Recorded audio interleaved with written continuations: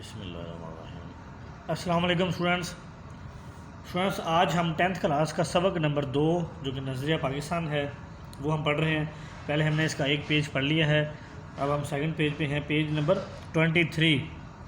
مسلمان قوم کی اخلاقی اور تہذیبی اصلاح پر توجہ دی۔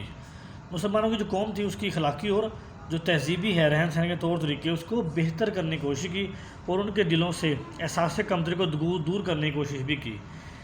یہ سر سید احمد خان کی بات ہو رہی ہے، اور انہوں نے احساس کمتری جو تھا یعنی کہ سب سے اپنے آپ کو کمتر محسوس کرنا اس کو دور کرنے کی کوشش کی۔ 1885 میں ہندوؤں نے کانگریس کی بنیاد ڈالی، یعنی کہ انہوں نے کانگریس کی بنیاد رکھ دی، کانگریس بنائی 1885 میں، اور ظاہر یہ کیا کہ وہ مسلم ملک کی تمام قوموں کو اس کے حقوق دلوائیں گے، اور ظاہر یہ کیا کہ یہ ملک کی جتنی بھی تمام قومیں ہیں ان کو حقوق جو ہیں، ان کے جو حق ہیں وہ دلوائیں گے۔ لیکن بعد میں پتہ چلا کہ وہ صرف اپنے حقوق کا تحفظ چاہتے ہیں، کہ وہ صرف اور صرف اپنے ہی حقوق کا تحفظ چاہتے ہیں۔ انہوں نے مسلمانوں کو ان کے کاروبار سے محروم کرنے کی کوشش کی اور وہ سرکاری ملازمت پر بھی قابض ہو گئے۔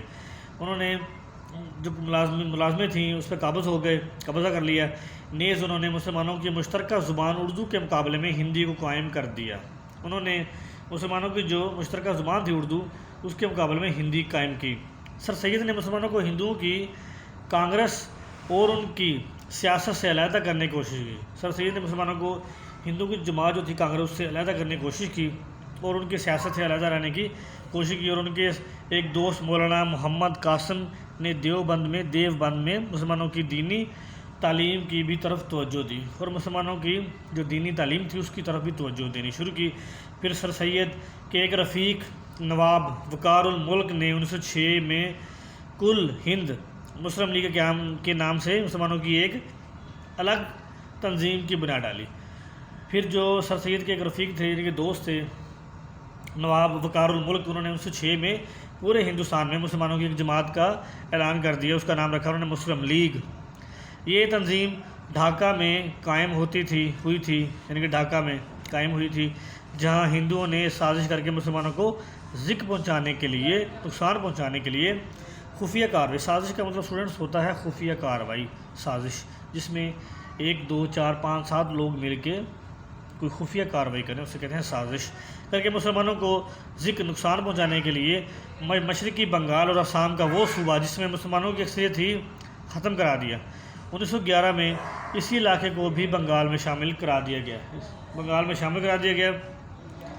اسی زمانے میں پہلی جنگ عظیم چھڑ گئی، یعنی کہ پہلی جنگ عظیم کا آغاز ہو گیا، جس میں انگریزوں کا مقابلہ جرمنی سے ہوا اور ترکی نے جرمنی کا ساتھ دیا۔ ہندوستان کے مسلمان چونکہ ترکی کے سلطان کو حجاز کی خدمت کرنے کی وجہ سے خلیفہ اسلام سمجھتے تھے، اس لیے انہوں نے مالی اور طبی امداد باہم کافی پہنچائی، جس کی وجہ سے حکومت برطانیہ کو مسلمانوں سے عناد پیدا ہو گیا، دشمنی پیدا ہو گئی۔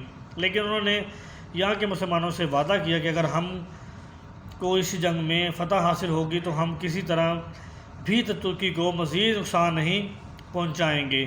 یہ وہ محض فریب تھا، یہ صرف محض فریب تھا۔ چنانچہ جب انگریزوں کو فتح ہوئی تو وہ اپنے وعدے سے پھر گئے، اور انہوں نے ترکی مطلب مراد کیا تھا اس ٹائم؟ مراد خلافت عثمانیہ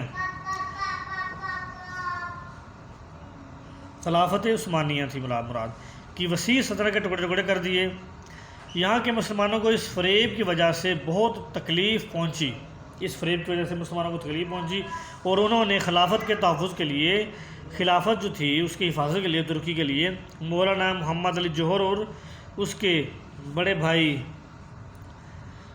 مولانا شوکت علی کی رہنمائی میں تحریک خلافت شروع کی، تحریک خلافت ان کو اپنا ترکی کی حمایت کے لیے۔ اس زمانے میں ہندوؤں نے مسلمانوں کو ہندو بنانے کے لیے شدی کی تحریک شروع کی، مسلمانوں کو ہندو بنانے کے لیے ایک تحریک شروع کی، انہوں نے شدی کی تحریک شروع کی، اور اس کو ختم کرنے کے لیے سنگٹھن کی تحریک بھی شروع کی، یعنی کہ 2 طریقے تھے ان کی، یا مسلمان ختم کر دو یا مسلمانوں کو ہندو بنا دو۔ پھر 1928 میں کانگریس نے جو نہرو رپورٹ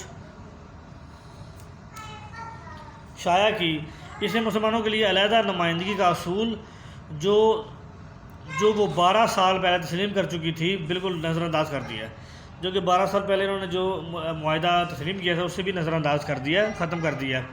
پھر تو مسلمانوں میں بڑا جوش پیدا ہوا اور انہیں یقین ہو گیا کہ چونکہ ان کا دین، ان کی تہذیب اور ان کی معاشرت سب کچھ غیر مسلموں سے مختلف ہے، اس لیے کسی حالت میں ہندوؤں سے تعاون نہیں ہو سکتا۔ چنانچہ 1930 میں مسلم لیگ کے الہ آباد والے اجلاس میں علامہ اقبال نے مسلمانوں کے لیے ایک علیحدہ وطن پاکستان بنانے کی تجویز پیش کی۔ 4 سال کے بعد جب قائد اعظم محمد علی جناح نے مسلم لیگ کی صدارت کا مستقل طور پر عہدہ سنبھالا، یعنی کہ رتبہ، مرتبہ، عہدہ قبول کیا، تو انہوں نے اس تجویز کو عملی میں کہتے ہیں، عملی طور پر جامع کا مطلب ہوتا ہے ویسے لفظی مطلب لباس، تو عملی جامع عملی طور پر کام کی انجام دہی پہنانے کی کوشش شروع کر دی۔ آخرکار 23 مارچ 1940 کو انہوں نے لاہور کے اجلاس میں واضح طور پر اعلان کر دیا۔ تو اسٹوڈنٹس، آج کا لیسن ہمارا یہ ختم ہوتا ہے۔ نیکسٹ لیسن تک کے لیے اللہ حافظ۔